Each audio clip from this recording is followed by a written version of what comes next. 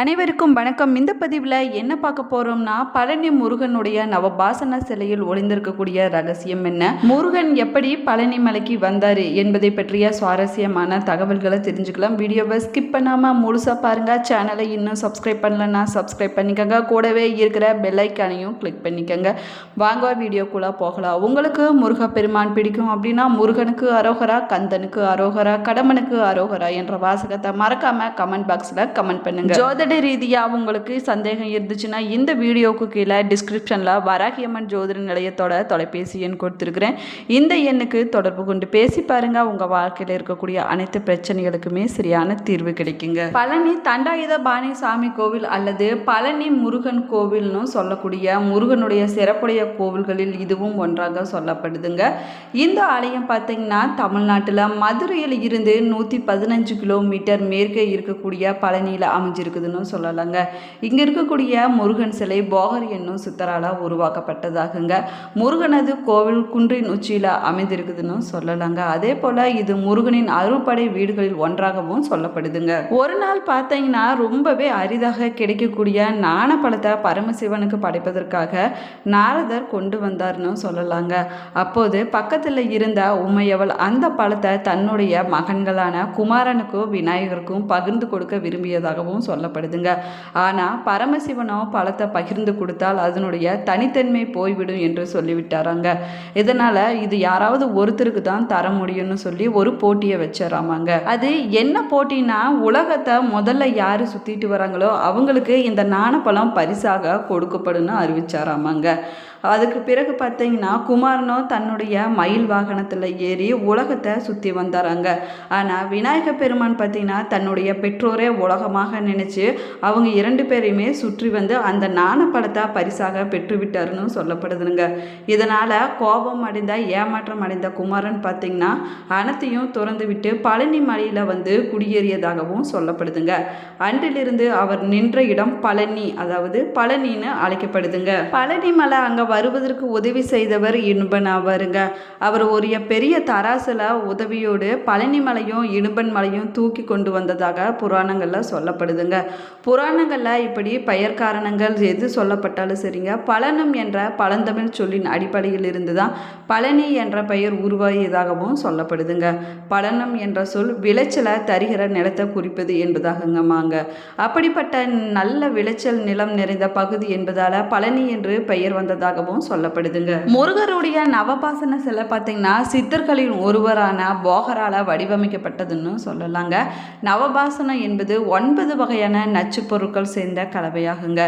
இந்த நவபாசன சிலை மீன்களை போன்ற செதில்களை கொண்டதாகவும் சொல்லலாங்க. தற்போது இந்த சிலை சிறிது பழுதடைந்து விட்டதுனால இரவு நேரத்தில் இந்த சிலையின் மீது முழுவதுமாக சந்தனம் பூசப்பட்டு, அதாவது சந்தன காப்பு செய்யப்பட்டு காலையில் விஸ்வரூப தரிசனம் காண அனைத்து பக்தர்களுக்குமே சிறுவில்லை பிரசாதமாக வழங்கப்படுதுன்னு சொல்லலாங்க. இது மிகச்சிறந்த மருந்தாகவும் சொல்லப்படுதுங்க. பழனியில பிரசித்தி பெற்றது பஞ்சாமிர்தம்னு சொல்லலாங்க. அதே போல தங்கத்தேர் வழிபாடு மிகவும் பிரசித்தி பெற்றதாக சொல்லப்படுதுங்க. காவடி சுமந்து வந்த அடியவர்கள் உச்சியை அடைவதற்கு 2 வழிகள் இருக்குதுன்னு சொல்லலாங்க. முதல்ல பார்த்தோம்னா யானை பாத வழி, இந்த வழியை ஏறுவதற்கு பயன்படுத்தி கொள்ளலாங்க. இன்னொன்று பார்த்தோம்னா நேர்பாத வழி, இதை இறங்குவதற்கு பயன்படுத்தி கொள்ளலாங்க. பழனி மலையடிவாரத்திலிருந்து மலை உச்சியில் இருக்கக்கூடிய முருகன் கோவிலுக்கு போவதற்கு 3 இழுவை தொடரும் ஒரு கம்பிவட இழுவை ஊர்திகளும் அமைக்கப்பட்டிருக்குதுன்னு சொல்லலாங்க. பழனி தண்டாயுதபாணி விக்கிரகத்திற்கு 4 விதமான அபிஷேக பொருட்கள் மட்டுமே பயன்படுத்தப்படுதுன்னு சொல்லலாங்க. அவை என்னன்னு பார்த்தோம்னா நல்லெண்ணெய், பஞ்சாமிர்தம், சந்தனம், விபூதி போன்றவையாகுங்க.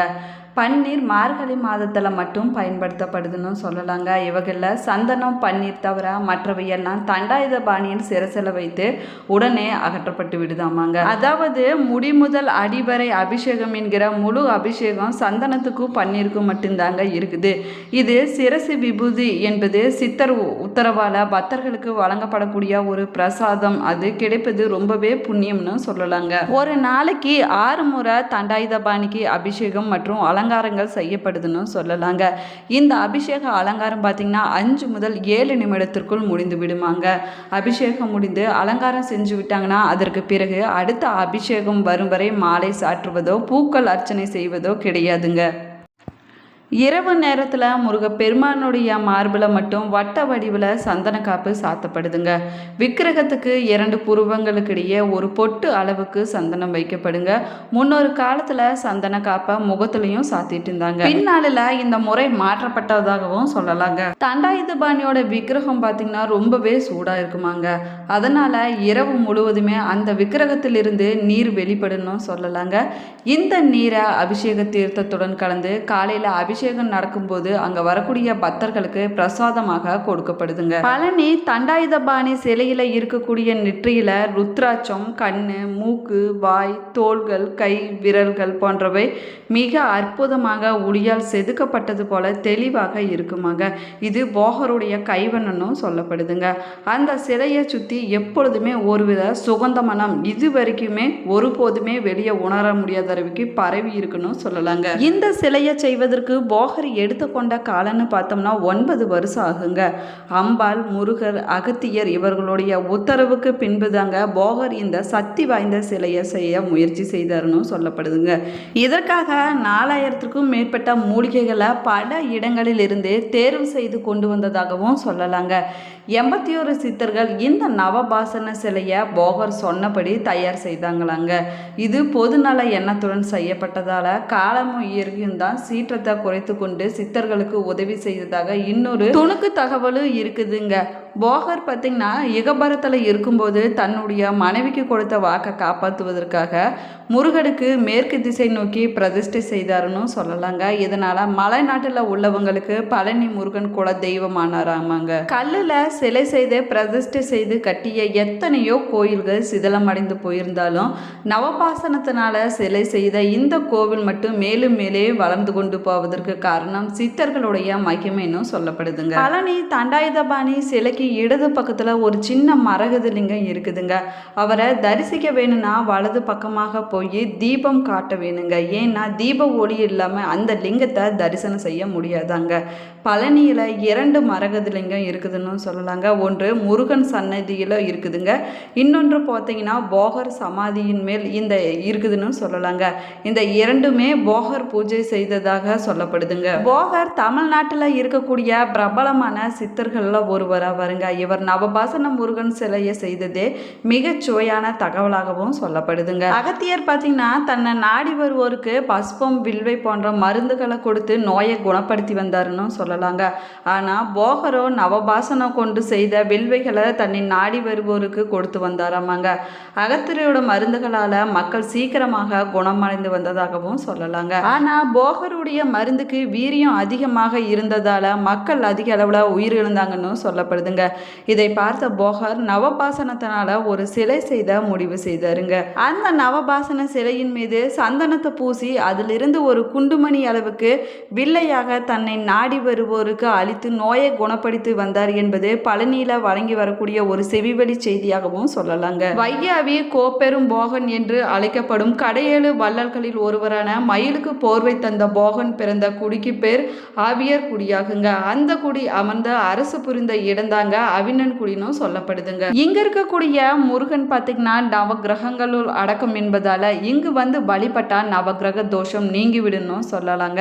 சித்தர்கள் பலரும் வாழக்கூடிய மலையாகவும் குழந்தை வடிவில் முருகன் காட்சி தரும் இடமாகவும் பழனி மலை இருக்குதுன்னு சொல்லலாங்க. முருகப்பெருமானுக்கு எத்தனையோ கோவில்கள் இருந்தாலும் ரொம்பவே தனிச்சிறப்பு வாய்ந்ததாக சொல்லப்படுவது பழனி முருகன் கோவிலாகுங்க.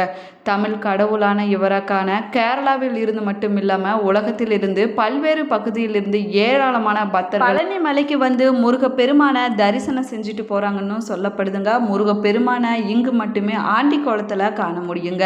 இங்கு முருகப்பெருமானுக்குள் நவகிரகம் அடக்கம் என்பதால இங்கு வந்து வழிபட்டோம்னா நவகிரக தோஷங்கள் அனைத்துமே விலகிவிடணும் சொல்லலாங்க. பழனி மலை பார்த்தீங்கன்னா பல்வேறு அதிசயங்களை கொண்டதாக அருணகிரிநாதர் உள்ளிட்ட பலரும் புகழ்ந்து பாடியிருக்கிறாங்க.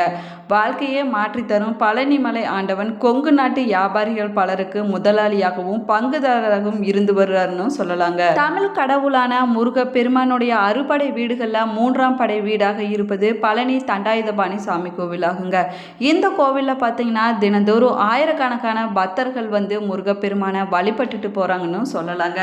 இந்த பதிவு உங்களுக்கு பயனுள்ள தகவல்களை கொடுத்துருக்குன்னு நினைக்கிறேன். இந்த பதிவு உங்களுக்கு பிடிச்சிருந்தா லைக் பண்ணுங்க, ஷேர் பண்ணுங்க, கமெண்ட் பண்ணுங்க. இன்னும் சேனல் சேனலை சப்ஸ்கிரைப் பண்ணாமல் இருந்தீங்கன்னா சப்ஸ்கிரைப் பண்ணிக்கோங்க. கூடவே இருக்கிற பெல் ஐக்கானையும் கிளிக் பண்ணிக்கோங்க. Thank you friends. நீங்களும் பழனி போயிருந்தீங்கன்னா மறக்காமல் கமெண்ட் பாக்ஸில் கமெண்ட் பண்ணுங்கள். தேங்க்யூ.